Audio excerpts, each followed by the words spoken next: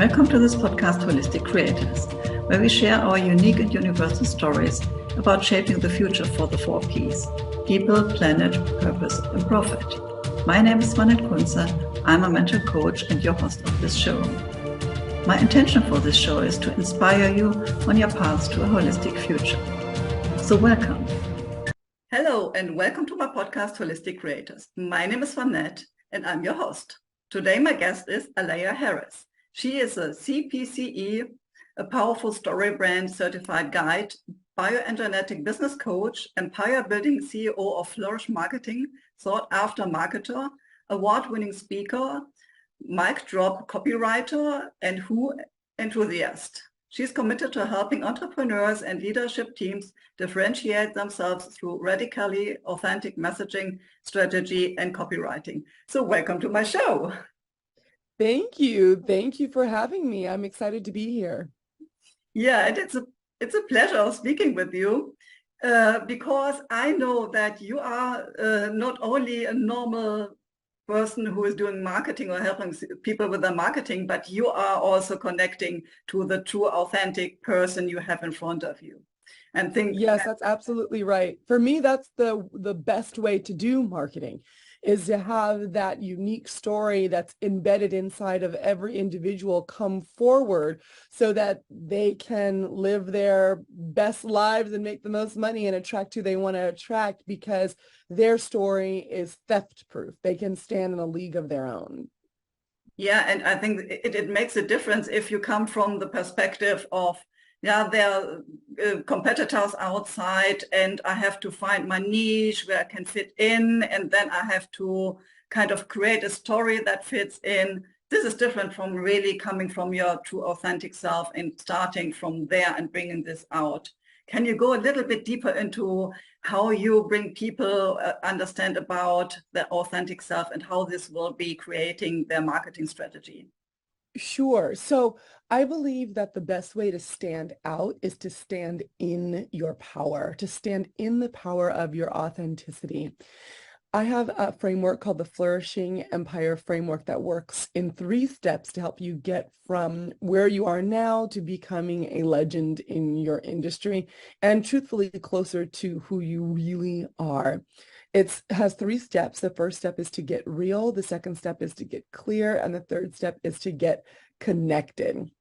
To start off with the get real, that's when you dive deeply into yourself. We use a combination of tools like bioenergetics, for example, to unearth what's holding you back and all of the limiting beliefs that have been covering up your story that you really probably want to tell, but might be a little nervous to tell, right? So when you use bioenergetics, we scan you using a software tool that it's pretty nifty. It's new agey, but it's been around for about 30, 40 years, where we're able to tell where your blockages are across your whole body simply using your voice. And what we're really using is not the sound waves of your voice, but the energies, signatures that come across from your body field, your human body field, the energy that surrounds and penetrates your body. Those piggyback on your voice sound waves and into our software. And that software that I use through Ness Health allows me to see, let's talk about forgiveness. There's something that's blocking you there, and that will probably open you up and unleash some pathways that have been captured by some blocked energy. We also do things like journaling, mantras, meditation, talking through why you can't price yourself effectively because you have a sense of unworthiness that's based off of, how you grew up, for example. So that's the first stage in getting real. And when we unearth the story that you really want to tell, not the story that you thought you needed to tell because that's what the outside world said, or that's what your partner says, or your family, but the story you really want to tell, then in the next stage, we find the intersection between your story and the story of your ideal client. The way that I think about people is if people are all a bunch of lights, yellow lights, green lights, blue lights, pink lights, and we're all trying to find our like light, right? All the green lights are trying to get together, for example. And say you're a pink light and your story is not really clear to you or anyone else, so your light is a little dim. Well, once you unearth your story, your light gets a little brighter. Then once you step into the confidence of sharing that story, you're glowing. You can see your little pink light from space, and all the other pink lights will come to you because they can see you and there's clarity around who you are. That's what we offer in the second step, and we do that through the StoryBrand framework. StoryBrand is based on a book written by Donald Miller. And it helps you use the hero's journey to figure out who the hero is of your story, how you can be the guide in another person's story, and where that intersects. So if you're drawing in all of these other little pink lights, what can you use to serve them? How can you guide them to be the best little pink lights they can be, the different shades of pink that they are able to spread into the world? And then once we've gotten real on your story, who you are, we've gotten clear so other people can understand what you're offering, then we get connected. We take all of those elements and we use it to write copy, right? Because if you have your story and you just stick it in a desk drawer somewhere and you don't share it with the world, well, what's the point? You went through all that work, and sometimes it's hard work and there are tears involved. And what? You're just not going to step out? So then we would write the blog post, write the website copy, write the email. So then you are truly building a legacy. If you think about it, the legacy that you leave now, the legacy that people are telling when you're gone, the story that people tell about you when you're not in the room, your brand, is the story that you are telling people right now. You can either be telling it to them intentionally or unintentionally. You're telling a story whether you like it or not. So it's probably best to tell the story that you want to tell so that when people talk about you and you're not there, it's exactly the story that is who you are, not some misconception that's on your part or their part. Wow, this is so amazing. And I'm getting really curious to experience this with you. And let's start from the first part again. So you said you will uncover all the blockages that are people really holding back to step into their authentic true self. And I can only imagine that around selling and marketing, there are some blockages like I'm not good enough, or who am I to bring this out, or something about money like no, money is hard to catch, or I don't really need money, so this is bad. And so can you give us some examples that you experience what is coming up for people, and are they aware of these blockages before, or is this something like they never thought about themselves? Usually it's things that they're aware of that they've been afraid to say out loud. So there are times where it's come up where the scan can show different feelings in your different chakras that are blocked, for example. So as far as a feeling, I'll give an example. There was someone who was holding resentment, and we talked it through, and I said, well, what are you resenting? Oh, nothing, everything's fine. That's always the first answer, right? And I'm like, well, let me ask it another way. Who do you wish were different in your life, right? What do you wish had happened in a way that would have been a little more enjoyable for you? And who was responsible for causing your pain, right? And then we got into it, and it ended up being that it was her mother. And I said, that's what resentment is. You know, sometimes we don't know the label, we don't really know the name, or it sounds so bad that we're not going to apply it to ourselves. And I said, well, yeah, you resent your mother for the way that she treated you when you were growing up. You thought it should be different, and you're holding on to that. Because you're spending your energy, a large amount of energy, holding on to this resentment, you're not being the brightest light you can be, the most attractive light you can be. You're dimming your light. So I suggested a couple things. One, that we did some forgiveness exercises together. And two, that she started seeing a therapist. And three, that she's upped her meditation routine, right? And we did guided meditation and just, chanting meditation. And within about 2 weeks, she had gotten to the point where she had let some of that resentment go. And all of a sudden, her creative passageways were now more open. She hadn't been able to create content before, and then she's supposed to be able to create content. She hadn't been able to really bring herself to participate in as many sales calls as she needed to, and now she was participating and diving in. Because although energy is infinite, the way we as human beings use it makes it feel finite, right? So when your energy is being plugged over in an area that's not serving your highest good, and you're able to reclaim some of that and repurpose some of it for something that's more positive in your life, then you'll begin to open up areas that you felt were long closed. Another example is someone who had a issue with her throat chakra, and we dove down and we realized that she wasn't speaking her truth because she didn't feel like her words had value. The words that she said, either to people, she spoke on stages and she spoke to people one-on-one, but she didn't think that they had an impact. So what we did is we actually went back and we called past clients and we asked them, what is happened because of me, because of her? Like, what did you do? How did I impact your life? We looked back at her old speaking testimonial, so then she could realize, oh, wait, no, the words I say really are powerful. The way that I say them really is powerful. Maybe I need to hone in what my message is now that I've spoken to people on what really has affected them positively. But I am more powerful than I thought. Then we started building on that idea, helping her realize that she was in fact a powerful creator. Not only were her words powerful, but she had the power, that same power, to shape and create the world around her.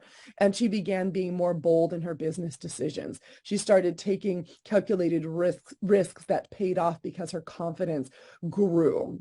It was no longer basing everything on the assumption that she wasn't valuable. She was able to prove that she was valuable. And then that external validation soon became an internal validation. She was able to see then within herself why she was valuable and how she added value to other people. Wow, this is so amazing. And I can understand this totally, because what I see in my own coaching business is like people coming in and they have this invisible glass ceiling they're bouncing against, and it's like there's so much inside of them. This genius is not released, and as soon as they understand what is holding them back and they really step into becoming really magnificent, then they start shining and they vibrate on a different level, and it's really like, wow, now they're gorgeous and amazing and attractive. And of course, if you start this process at the beginning and then, of course, create the story and the marketing concept, this is already a massive change that happened inside of them. And I can only imagine, like, you see this kind of transformation, like the dimmed light, and then, wow, there is like this shiny person in front of you. And this is already, wow. So before we now go into the next two steps, I'm curious, what is your background, or even what is kind of your mission behind that you really want to bring out the authentic self of someone? Sure. So I started off, went to school for marketing, was in marketing. Then I actually got laid off, went to culinary school, became a chef, then went into marketing in the food industry, and then into my own business. And throughout the entire journey, I didn't realize the journey I was on till more recently. I thought I was in the journey of, finding what I was going to do for the rest of my life, and, who was I going to be when I grew up. really the journey I was on was discovering what I wanted to bring to the world, regardless of what my occupation was. And I learned that it was to help other people be their best selves, to connect with source effectively, to love them to the highest good of all concern. That is truly my purpose. And so then everything that I do around that is really just an excuse to be able to bring that purpose out into the world. So whether I'm cooking and I'm loving you and helping you reconnect with yourself and your past through food, or whether I'm doing that through marketing, that is truly my purpose. And it really is because I experience a grand sense of unworthiness embedded in me by my relationship with my father. He was in my life, but just enough out of my life where it made me feel like I was unimportant. I was unworthy of love, which meant fast forward to being an entrepreneur, I didn't set my prices very high. Who was going to buy anything from me? I wasn't worth that much. It's interesting because when I was the head of marketing for North America for a large company, I was managing, multi-million dollars budgets, right? And I had been a marketer for over a decade. But when all of a sudden, when I'm on my own and it's just me, my name behind it, oh, I'm not worth anything. I don't even know how to do this. I don't even know how to market. And when I talk about resolving issues and excavating what is no longer serving you and replenishing it with what is for your highest good, I want everyone to understand that it doesn't happen overnight. And it also is not something that some things are going to be lifelong pieces of your journey, which is my battle with unworthiness is a lifelong battle. I can already tell, right? It's one of the reasons why I embodied this time was to be able to work out what an intrinsic sense of worth really is and how to find it from the inside out, which is why I'm a great person to help other people do the same, because I've been on that journey. The funniest thing is that when people look at me and they hear me and they talk to me, they're like, you seem so confident and you seem so assured of yourself. And in a lot of areas I am, in a lot of areas I'm not, in a lot of areas where I am now, were not that way 5 years ago. So I want you to understand that I am not a magician. So when I work with clients, it doesn't happen overnight where we're able to dive in and rectify their energy blockages. However, when we are, then I see the light bulbs turn on. That's why I do what I do. When I was working as the head of marketing for North America, I got laid off. And I already had a trip planned to the Amazon to participate in some ayahuasca ceremonies in the Amazon. And so I said, well, I don't have anything else to do. I'm still going to go. I paid for it already. And so I went, and it was a beautiful experience of unlocking and being aware of me actually being on the right path. And then the years since then have been very turbulent, like a roller coaster ride of very high highs and very low lows. But part of me realized when I was in the Amazon that that's what I signed up for, and it wasn't going to be forever, but I was coming into a period of my life that I needed to be tested to make sure I wasn't full of crap, so that when I was going out into the world and helping other people, I could truly relate to what they were going through. It wasn't from a intellectual perspective. I didn't read about it in a book. I didn't study up on it so that I could say all of the right words. There's an internal understanding of struggle and sadness and anxiety and the need for compassion and loneliness that have come to me. And I think I probably even accidentally asked for, so that I can help my clients from a better place. And when I say accidentally asked for it, I, at one point in time, I remember praying, I just want to serve. I want to just serve people the best way I can. Well, be careful what you wish for, because that means that I had to be able to have extreme empathy. To help other people become radically authentic, you have to do the same for yourself first. And I did, and I'm still on that journey of ensuring that I stay in that place of radical authenticity so I can be the guide for others on their own journey, and they can feel more comfortable breaking with tradition, breaking with what has come before in order to develop something that's even more beautiful. Yeah, and we are already in the story, because I sometimes feel the same. Like, I signed a contract where I didn't read the small letters, 16 pages, where what comes with it. Yeah, you want to serve the world, you want to help humanity to evolve and bring people into their magnificence. Fine, but therefore you have to go through ups and downs, and you have to learn it by yourself. And it's like, okay, next time read the whole contract. Right. There's always a therefore, and that's what you got to watch out for. But I would do it again because of the transformation that I've been able to help people see. And those moments have made it all worth it. Also, the transformation that I've been able to see for myself, that's made it all worth it. I don't want to be the person that I was 6, 7 years ago. She was great, but man, she had a lot that needed to be unraveled, and then some strands of the cord that needed to be cut and other strands that needed to be added. And now I feel like I have the beautiful and difficult job of intentionally crafting my inner landscape so that I can intentionally craft my outer landscape and help other people do the same. Yeah, and I totally hear you about that. And I can imagine that also people that come to you, they are open to, yeah, step into their true authentic self. Otherwise, they wouldn't be your clients. And what kind of stories, like you said, no, it's like this hero's journey, like we both have been through, like, always going through some kind of trouble, and then we learn something, and with the new wisdom we come to the next level. So this is something that is typical for us, but I think this is also typical for your clients. So what are stories that will become visible while you're working with them? So I can imagine that some of these stories are still hidden, or they think this is not important, and or I don't want to show up so vulnerable. And no, I see this like from pain to purpose. Like, no, can you give us a little bit more information about that, please?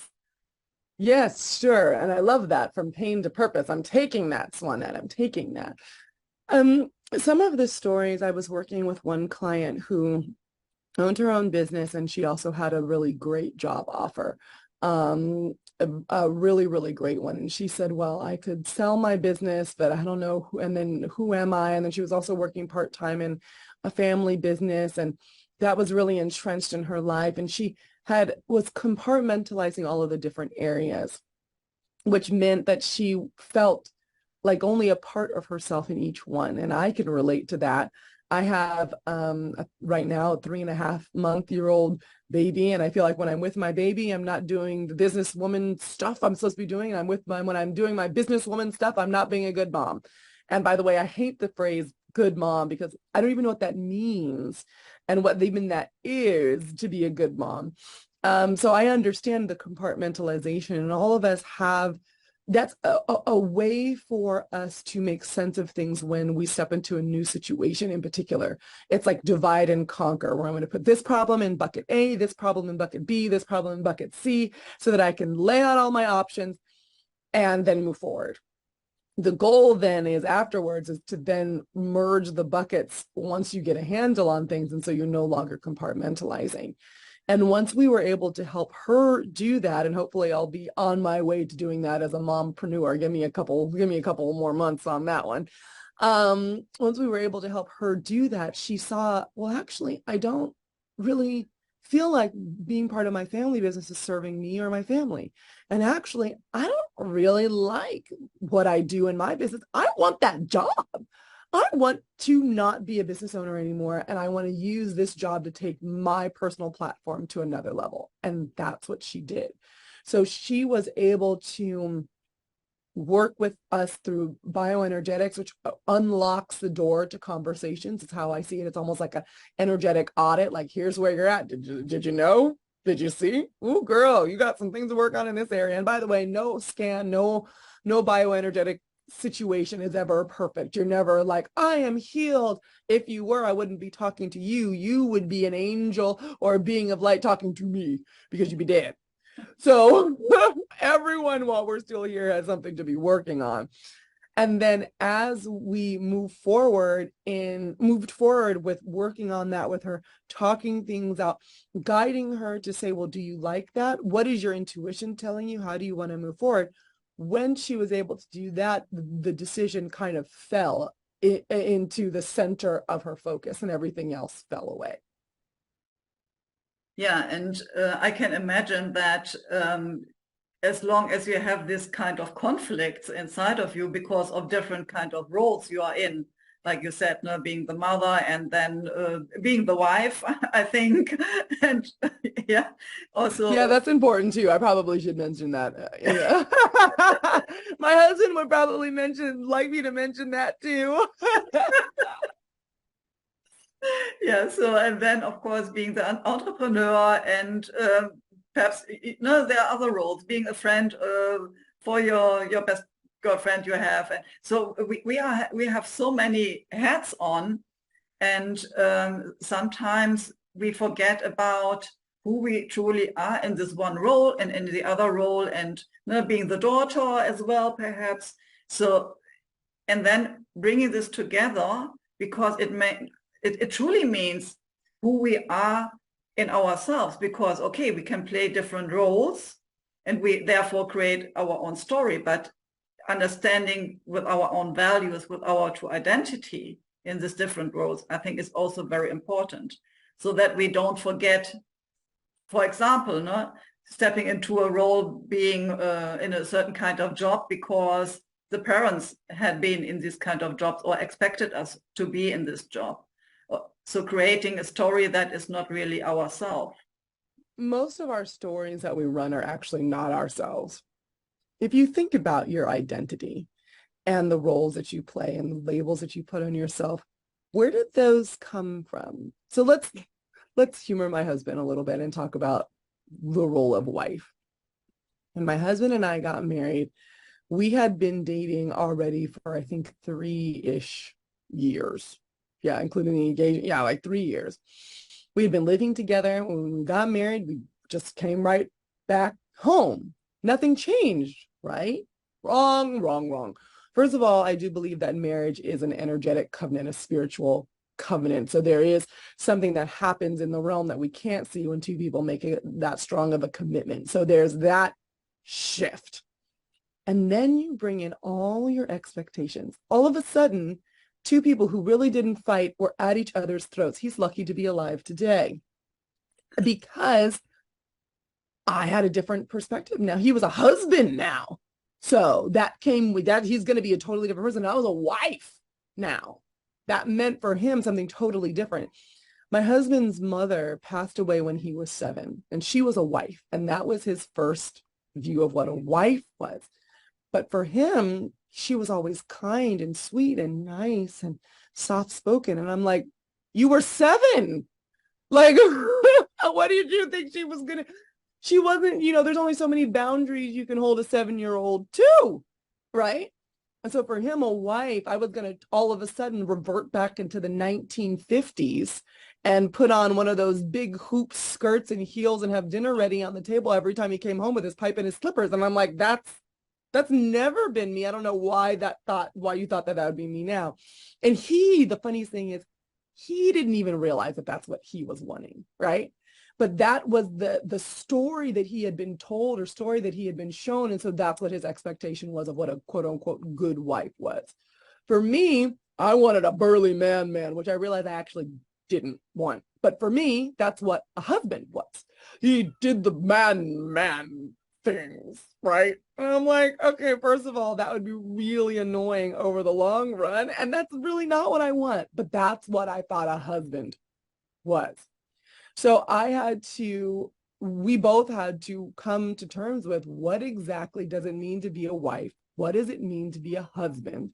And how do we tell ourselves a story that is authentic to what we want that to be in our relationship, not what we've been told those roles are from not even society at large, but from what we've seen or what we've heard. Yeah, and this really makes me laugh. Sorry, but I can only imagine, like, no, from one day to the next, okay, now we change our personality, and now you are the wife standing in the kitchen cooking and cleaning the house. And okay, yeah, so this is perhaps the reason why I never married. Don't worry, he soon lost that thought. And I have to add in here that he is an amazing partner. He's an amazing father. We parent together. There's no gender roles in our house, but it caught him off guard and caught me off guard because we had never been like that. And we don't argue anymore now. Well, now that's a lie. We do argue, but not in the same way. Man, it was like, woof. Now we have conversations. It's a little different. Yeah, and I want to create a bridge to the expectations clients have to us being an entrepreneur or business owner, because I can also see that when we are an employee, then okay, we work for a company and we have our role fixed. But as soon as we, and you said that, now starting to become an entrepreneur, it means that we step out with our true self and need to understand who we are, understanding what are the expectations clients have on us, but also we on clients. And I think this changes being someone, being an employee or being an entrepreneur. Do you have any kind of idea about that, how this changes and how we have our ideas about expectations? Well, it's so funny. I remember when I went from, and I've been an entrepreneur twice. I had a private chef business as well as my current marketing business. And being an employee, your expectation is that basically someone is taking care of you no matter the amount of effort that you put in. And it's really actually quite easy to hide your crap, right? That you're working for someone else and you show up every day as an employee and you can put on this mask that most people don't look behind. And yeah, you're just working and doing your thing and you're good at your job and you can actually reach pretty high up because you have this little bubble around you, a little bit of a safety net, a little bit of a comfort net that says, you know, as long as you show up and you do pretty good, we won't ask too many questions. When you become an entrepreneur, there is no bubble, there is no safety net. You are your business. So you need to figure out who you really are, and otherwise you will be shown that you're not living in the best place through your balance sheet and your profit and loss statement. Those people who are trying to do something that they're not in alignment with end up not making as much money. Now, the same can be said when you're an employee. Maybe you don't get the promotion you're looking for, you're not able to get the job you're looking for, but the ramifications feel more sudden and more obvious when you're an entrepreneur, which is why I like to work with entrepreneurs. I also work with executive teams where the stakes are higher. They are the top of the company, right? And we pull teams together and we take them through the bioenergetic work as well. And we have them get through their blockages and become vulnerable and become radically authentic to lead the company in that direction.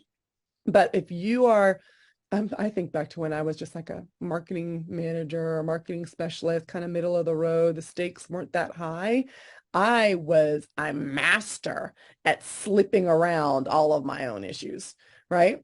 So that I mean, it didn't really matter how I was. I could skirt something to the left, I could skirt around it to the right and avoid confronting who I was because the stakes weren't that high, right? People had lower expectations from me. Now, as a business owner, someone pays me and my team $7,500 to do their marketing strategy. The stakes are a lot higher. I have to show up and know who I am and how I can serve in a way that I didn't have to before. Yeah, absolutely. And what I also can see is when you are authentic and you have an understanding about your true story and what the story is that you really want to bring out, and that is really in alignment also with your purpose, then the next step, okay, finding a good copyright and understanding how to speak to your favorite clients is the next step. And how can you, find the voice or find the words that are in alignment with with your client, and also in alignment with the market? That there's an art to that. The way that I think about words is I think about each word has a different resonance. It resonates differently, right? So if you're going to use the word I'm broke versus I'm poor, it feels different in the way you say it and the way that you interpret it, right? So when you say I am broke, depending on how you say it, it could just be a lighthearted statement. Oh, I'm so broke today. Oh, I wish I had more money. Oh my gosh, I'm broke until payday. I'm broke. Hey, I'm fancy broke. But when you say I'm poor, that feels sadder, more depressed, more long-term, right? I'm poor. I've gone for a long time without the financial abundance that I'm needing, right? It is a lower frequency than broke, which almost sounds more flippant. And yes, there are exceptions to this, and you can play around with how the words are used and to use them ironically. Like, I know I don't watch Schitt's Creek, but the show Schitt's Creek, there's a meme that goes around of this very not poor woman saying, oh, I'm poor. And it's ironic and it's funny because she doesn't really quite understand what that means. When you're copywriting and you've developed what your story is, then we start playing around with very specific words and keywords, not in the sense of SEO keywords, but keywords that unlock your story. And we think about, well, what is the resonance of these words and how do they relate to the story? If someone says, for us, we have a very grandiose kind of arc with the way we create our copy for our own business. That's why I use words like empire builder, leader to legend. It's aspirational, it's motivational, it's inspirational, right? If that's our brand, we are trying to get you, like I said, to be the best version of yourself. If that's not you and you're really just trying to be the best VA you can be, for example, and keep all of the I's dotted and the T's crossed, you're not going to use those same grandiose words. Although you might be leading people in a similar direction, they're going to be improving something. You might say things like optimize, efficient, be able to, make the most use of your time, right? They're more matter of fact, more grounded in their energy levels and their meaning. So you think about how you're able to stretch words to meet your needs. Then you have to figure out the framework that you're putting them in, which is why I use the StoryBrand framework. And again, that comes from Building a StoryBrand by Donald Miller, which is a great book I suggest everyone read. Especially if you're not a marketer, especially if all of this sounds really daunting to you, you should read that book. In that book, he outlines the very traditional hero's journey that was codified by Joseph Campbell in the book A Hero with a Thousand Faces a long time ago. And he applies it to marketing, and he takes 7 steps to outline the journey that your hero, who's your customer, not you, is taking in order to be able to work with you, and how you intersect with their journey as the guide, and what that means in that moment with the words that you write and how you can create better copy to match those words. And it really all boils down to being clear, talking about the problems of your client and not assuming that they know what they are, and telling them what success looks like after working with you and what failure looks like if they don't work with you.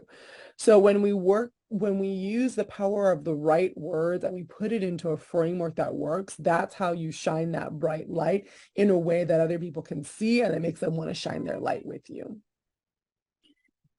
Yeah, and I can imagine also, depending with whom you are working, and I would like to know a little bit more about that later, um, using terms that are very specific for their, I'm missing the English word, that are very specific for the expertise, for example. If you work with doctors and they use terms that are not understandable for normal people, same with lawyers, perhaps they use certain kind of terms and normal people can't understand them. It's also interesting, like how can you find words not only for the frequency, but also for the understanding of the client? How can you break this down? Like, how can you make it more, yeah, interesting and more resonating with clients? Yeah, I mean, the first thing is if you are a doctor or a lawyer, which we do work with lots of them because they want to stand out from the competition, and most people don't know the difference between Dr. A and Dr. B, except for one has a better headshot than the others. I'm going to go with that one. When you are deciding, you want to ditch the jargon.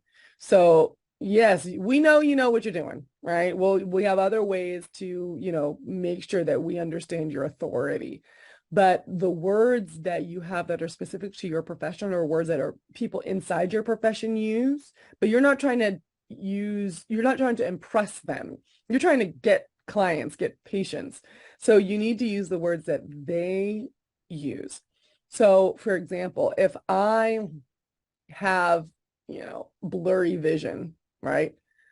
I'm not going to say, oh, I have, myopathy and my retina and my cornea. I'm not going to use those words when I'm Googling things. I'm going to say blurred vision or optometrist near me, blurred vision, right?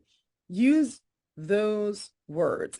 And then if you are a specialist in whatever as an ophthalmologist causes blurred vision, then you might want to talk about the painting a clearer world for your clients, opening up their perspective, showing them what's possible in your copy because you are the eye clarity specialist, right? A lot of the times the doctors and lawyers, they claim to be the specialist in the thing that's broken. I'm the cardiothoracic specialist, or I am the I can't think, a LASIK specialist, and you're a specialist in the tool or you're a specialist in the problem. What would it look like if you were a specialist in the solution instead? You are the healthy heart specialist. You are the clear eye specialist. You are the free movement specialist, right? If you're a chiropractor, how would that be different and better than the way that you're using jargon now that nobody can understand? So now instead of booking you based on your expertise and how wonderful you are, they're booking you based on how nice your headshot looks. Yeah, and I see this also in the spiritual world. If I would use the term, I'm reading the Akashic records, nobody in the business world would understand what I'm doing. So this is the same, like, no, okay, what is the term that someone who is not in spiritual world but would like to experience this? What kind of term could I use that it becomes clearer? Or manifestation is another term that perhaps in the business world is not used. So I think that we really have to understand and change our focus on what are words we are using, but what are the words that someone else is understanding we want to work with. And Absolutely. yeah, and I love that from not focusing on the pain point, but focusing on the solution, because this is where they want to go. This is the end of the hero's journey, and they don't want to see all the mud they have to go through first. Exactly. So you talk about the problem, but you really emphasize what you can do to get them away from that problem. So like Tylenol is a pain reliever, but in that title, you can feel like your pain is going to be relieved. It doesn't talk about, I don't even know how Tylenol works, but it doesn't say, oh, we're the something blocker or whatever it does inside your body to make your pain go away. It talks about the end result. Your pain will be relieved. So how can you position yourself as the person who is bringing them exactly what they want? even if they didn't know they wanted, they're going to get exactly what they wanted from you. Yeah. And now I'm curious. You said already you're working with doctors and lawyers. So who is a typical client that is coming to you? A typical client for us is someone who is struggling to answer the question, how do you stand out from the competitor who does the same thing that you do and they're right next door, right? How do you make it so that in a homogenous industry where everyone has the same credentials or looks the same or sounds the same, that you are the one who I buy from? That's why we tend to work with doctors, lawyers, therapists, med spa owners, people that have the same entry point where it's not going to be just as easy as, oh, I have this new cool thing that's on the market. It's actually, I'm like, well, I graduated from med school at the same time as you. Our resumes pretty much look the same, but you should choose me because of my story. Yeah. So I think that now a lot of my listeners are interested to contact you because they see, okay, there is a story inside of them and perhaps still some blockages, but they really want to shine and get their marketing perhaps being updated or created new so that they can really step into their legacy. How can they reach out to you? Where are you? Where can they find you? The best place is to just go to our website, flourishmarketing.co, not .com, .co. And at the very top, it says, schedule a call, and you can schedule a call and talk to me about how your challenges and how we can help you unearth your story so you can get real, get clear, and get connected. You can also follow me on Instagram at Aleya Harris, ALEYAHARRIS, and the same on LinkedIn. I would love to connect with you. Yeah, and I will put all the links in the show notes so that it is easy to reach out to you. And now, last but not least, is there anything that I didn't ask you and you would like to share? I would love everyone to give themselves grace. I need to give myself a lot of grace today. I'm recording with you, Swanette. My childcare called out right before our recording started. I have a baby in the background, and I'm like, oh, I'm so frustrated. This is, not how it's supposed to be today. Or I could choose that and like derail the rest of my day, or I can give myself grace. And if your day is not going how you thought it would, and your story is not being written in the way you thought it was supposed to be written, one, you need to realize that you are a co-author with Spirit of your story, and Spirit's pen is a little bit bigger than yours is. And two, you need to give yourself grace. It's a much easier way to flow through life rather than building up resistance that you're just going to have to clear out later. Yeah, thank you so much for sharing your story, for sharing your work, and it is really attractive. Hopefully a lot of people will reach out to you. So thank you so much for being my guest. Thank you for having me. Yeah, speak to you soon again. Bye. Thank you for listening or watching my podcast, Holistic Creators. If you want to know more about how I can help and support you, have a look at my website, Spiritual-Changemaker.com. You can also join my Facebook group, Spiritual-Changemakers-Community. Stay tuned for the next episode by subscribing to this channel. And you also can check the previous episodes.